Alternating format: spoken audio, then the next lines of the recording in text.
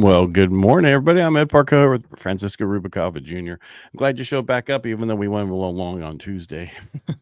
Yeah, no, It's just important to know what can mess with the market. right. And that's the thing is, I mean, it's crazy because it's like, I mean, it's really the passion I feel that we have, towards trying to really highlight all these things for everybody, because there's just a lot of fear out there, and it just gets plastered everywhere. And Well, people don't want to make a mistake. That's what they're worried about more than anything else. See, prior to this, it was like, oh, it's cheaper than payment, so I can't go wrong. Cheaper than my rent payment. Then it's the same as my rent payment. I can't go wrong. Now it's more than my rent payment, and there might be a bubble. But so they don't. So now they're adding all the other things in that they didn't back then because they could just justify it with just that. But that's not why you buy a home. You buy a home because you build equity. You have tax issues that you can write off some certain things in certain situations. But the most important thing is you know what your payment's going to be, and you're building equity for yourself and nobody else. That's why you buy.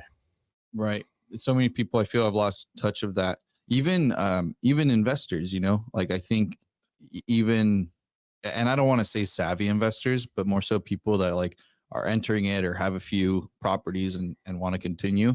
Because actually we have a really good property manager at our office, and she was telling me too, right now, because it's funny, I was presenting a situation to her. I said, hey, I have these investors I'm helping out, and their big concern is like we go and we see properties and they want to get those tenants out just to increase the rent. So it's like, hey, tenant, either pay this or we're going to increase the rent. And I'm like, sorry, it's not how it works.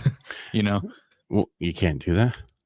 It's very difficult, and they're tightening down on it, Because especially it used to be if the ownership of the place changed, they could kick everybody out. correct. But now it's gone so far between there. It's like now you need to really have a valid reason. Um, I'm a new owner and I want you out. That's my reason. That's not valid for them. Unfortunately not. You could argue that for one unit, right? Like if you want to live in one. I know, but but you're trying to make the place better. But there was also just recently passed the max deposit can only be 1 month rent. Yes, and that, it's like she said that the passing of that has made her even pickier when it comes to picking tenants. Of course, because of that, it's hard, because there's not much skin in the game for a tenant when it comes to that. I mean, it's definitely a lot less than what it used to be, but even it's so wrong. I mean, it's like this is so bad for they make it like it's the landlord's such a bad guy because he's trying to. It's now if they could do that for commercial, that'd be okay, but not. Well, and that's the thing is I think it's there's a lot of to put it in short terms, there's a lot of difficulties being a landlord, right? Mm-hmm. You got tenants, right, and even and it's like she said too, is that because I told her, she was like, well, if they're expecting to purchase a property and already be X amount positive cash flow, it's like she said, she's like, they're not investors. Kind of like we're saying, like even with people that have the false perception of not purchasing right now, it's like she said, those people that want it right away, they're not investors. I mean, real estate is all about the long term for the most part, unless if you're doing flips. But I mean, flips realistically, even flips nowadays, they take so much time, and the profits are still there, of course, but it's a lot more work, and profits aren't as good as they used to be. But with investment properties like the rental properties, that's what people don't understand. It's like I say all the time, if you go and you're buying, let's just say a duplex, right? And your payment is $4,000 and you're getting $3,500 in rent, that's a great investment still. You're putting in 500 and getting 3,500 back, and that's what people forget about is they want a finite number. They already want to be positive right away, but people don't understand that the name of the game is purchasing the property, increasing the rents per year, and then refinancing whenever you can, so that eventually you are making that money. But it doesn't happen overnight, and a lot of people, and that's why, it really hit me when she said it, because she was like, I'm sorry, those aren't investors, like she was like, if they want that, if that's their full expectation, those are not investors. They don't understand the process, right? So that's something that, you know, and I think you were talking about it actually last time as well, like last week, about how now they're allowing, was it 5% or 3% down? 5% down to buy a duplex, triplex, or a fourplex if you live in one of the units. Yeah, and that's a great option, Mhm. because again, for people that do have that challenge, you know, and sometimes some people are too picky and they're like, well, I don't want to live in something like that, which They are all too picky. right. The issue is you're going to go and change neighborhoods now. Yeah. Take it from the, I don't want to say slumlords, but you're going to live in one of them. You're going to clean it up. You're going to live there. You're going to make it nicer over time. If you get enough people to do it, to change the neighborhood, it's that whole economic, that changes the life cycle of a housing project. I don't want to say project because it's not a project. It's a housing development, if you will, right? You. Yeah. Like, well, and that's the thing too, is, you know, I mean, we've been seeing it, and now with people being a lot pickier as well, like when it comes to landlords, I mean, I feel like over here, we definitely have seen, you know, like where there's been some areas that used to be like bad, you know, that have definitely improved. Quality of life, things like that, you know, a lot of things have changed. And, you know, now we start seeing the way that the pricing is working over here. I mean, and that's why I feel like our values continue to stay really strong. Right. Well, we don't build enough. We need to build more multifamily. We need to build more regular single family homes. We need to build more, and we're not. We're just not. We're just barely keeping afloat with the amount of homes we're building. Right. And all the builders right now are worried. They don't want to build too many because just in case. So it's going to put us behind the 8 ball again. Well, I think even with builders, they're just focusing on higher cost properties too. Like there's they can't make any money on the low stuff. That's why. Well, that's what I'm saying, is that's I think is one of our biggest challenges, is like builders aren't building starter homes anymore because you can't, the cost of the land, cost of everything, you're going to break even. You're not even going to make any money on it. That's the problem. So that's why we said that people should, instead of them giving the millions of dollars to everybody to buy a house, they should help builders reduce their costs, and the city reduce their costs, so that the affordable housing could be $450,000. They make some money on it versus having to be $550,000 to $600,000 and affordable. That's the problem. Yeah. No, it's just the cost is so expensive. I mean, even myself yesterday, I had to get a massage and it went from $70 to $90. I'm like, what the heck's going on in this world? No, I think it's crazy for me filling up my Camry with, it's $80 now.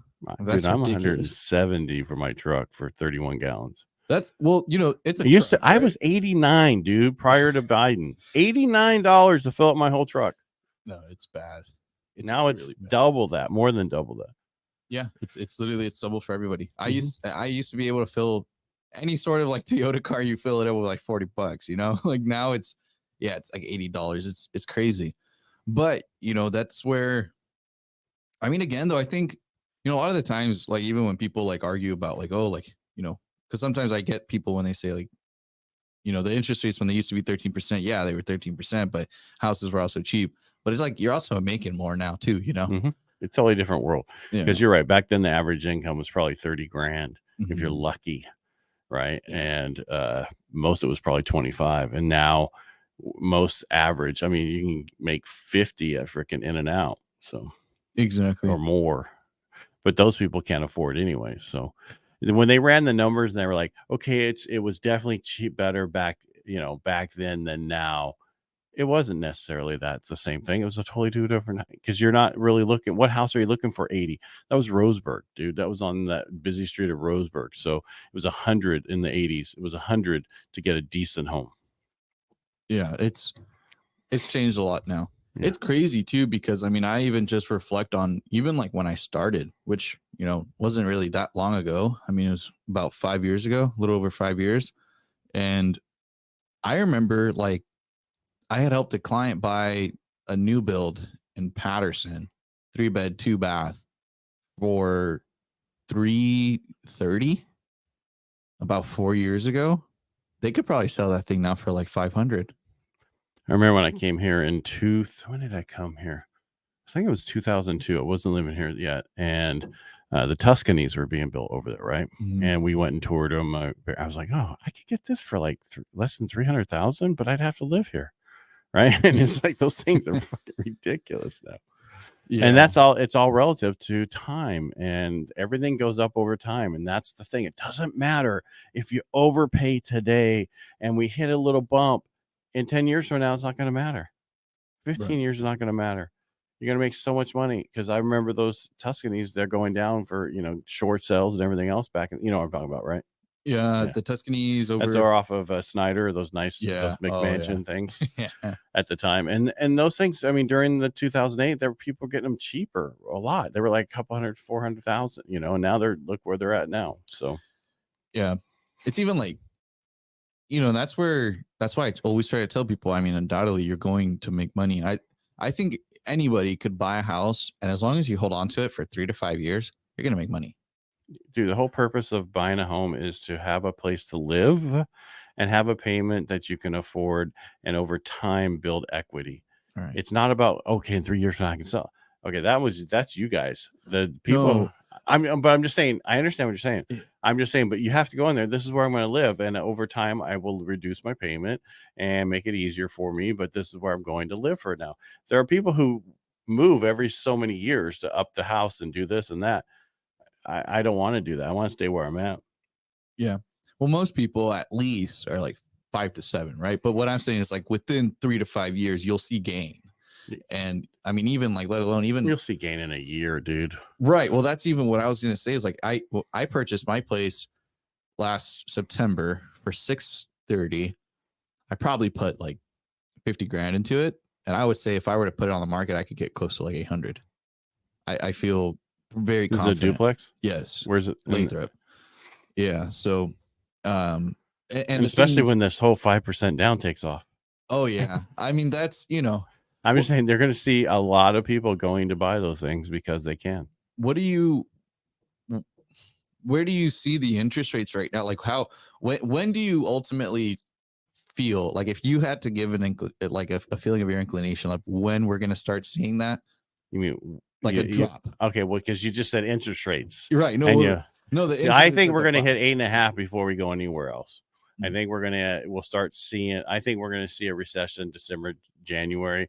I think the shopping season for Christmas is not going to be as good as everything is used to. And I think then they're going to turn around and do sales in January, and that's not going to be as good. So they're going to say the holiday season was horrible this year compared to where it's other, because people finally ran out of money. They can't put anything on credit cards anymore. They're maxed out or they're not paying them.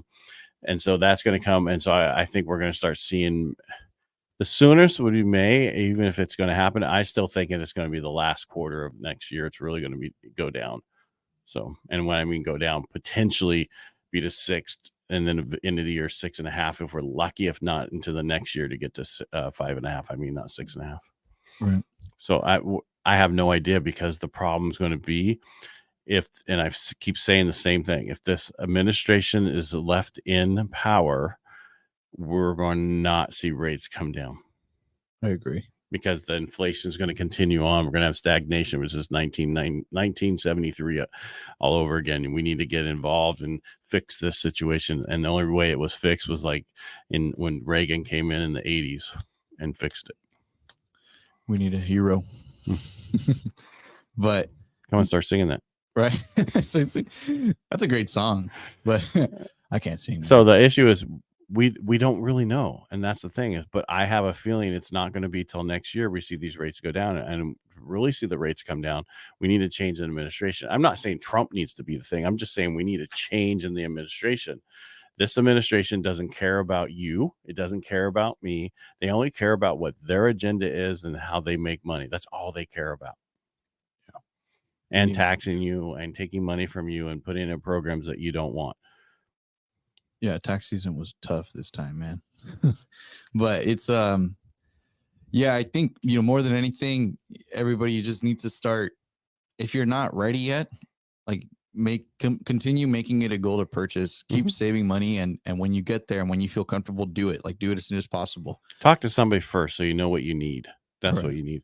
Because I have too many people who come to me and they're like, I don't know if I can buy.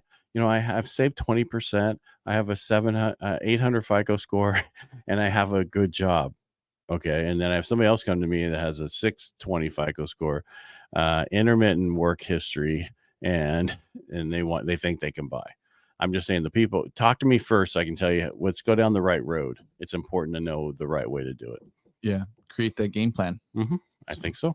All right. Anything else? Nope. That's all right. okay. Finally got you so much shorter this time. I'm just kidding. All right. Thank you for watching. Thank you for listening. I'm Ed Parcaut, and Francisco, thank you so much for being here. Reach out to him if you have any questions. Reach out to me too. Thank you. Make